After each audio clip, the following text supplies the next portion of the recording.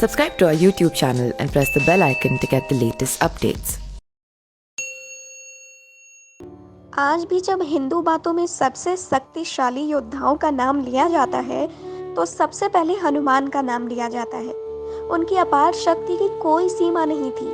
रामायण में भी हनुमान जी की शक्ति और भक्ति का बखान किया जाता है। हनुमान भगवान शिव का रुद्र अवतार थे और रामायण में भी उन्होंने अपनी शक्ति को अपने उच्चतम स्तर तक पहुंचाया ही नहीं तो उस स्थिति में और लंका का विनाश कर देते। हनुमान जी को अमृतत्व का वरदान प्राप्त था और कलयुग के अंत तक इस दुनिया में विराजमान रहेंगे। लेकिन हमारे मन में एक प्रश्न उठता है कि रामायण के बाद हनुमान जी का क्या हुआ और आज वो कहाँ हैं? दरअसल रामायण के बाद महाभारत में ही 2 बार हनुमान जी के होने की बात की गई है। पहली बार जब भीम जंगल में थे तो रास्ते में उन्हें एक बुजुर्ग वानर मिला। भीम ने उसे अपने रास्ते से हटने को कहा, लेकिन उस वानर ने कहा कि तुम हटा दो, मुझ पर इतनी शक्ति नहीं रही। जब भीम ने अपनी पूरी शक्ति लगा दी पर उस वानर को हिला तक नहीं सके, तभी भीम समझ गए कि ये कोई साधारण वानर नहीं है।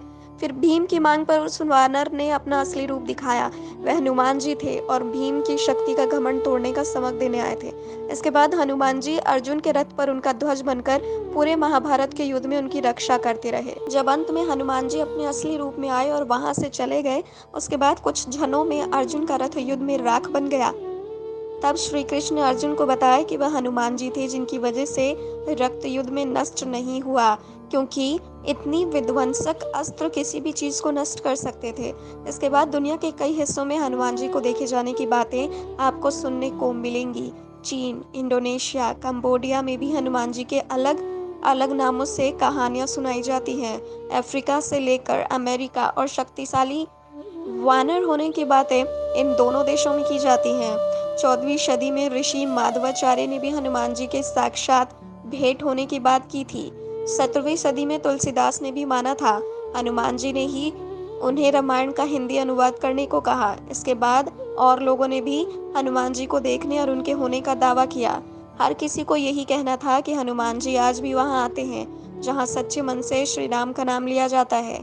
श्रीलंका में उनके पैरों के निशानों को आज भी उनका स्वरूप माना जाता है। हनुमान जी ने वरदान से अमृतत्व को हासिल किया था और वे कलयुग के अंत तक इस दुनिया में विराजमान रहेंगे।